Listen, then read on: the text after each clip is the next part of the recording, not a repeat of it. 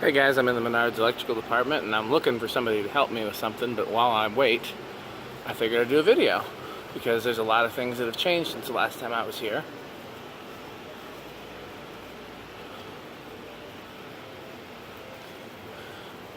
It's kind of cool. $179, not cheap.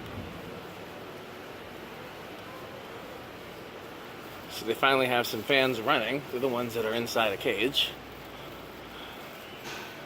Also not cheap, but I kind of like them. I like that one a lot. That one is okay. Still sell those little Minervas.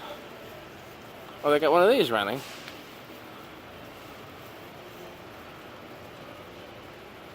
There's their version of the levon. They got industrials again for 40. They used to be 30, then they went up to 50. They got a few fans down here at the end. I kind of like that 4-blader. So definitely different, but worth. Oh, that's a fan? I kind of like that too. I'm looking for somebody in the. Oh yeah, it's got a spinning grid and everything. Kind of like that one too. My wife would love that.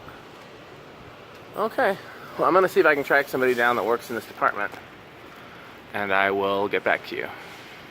Thanks for watching.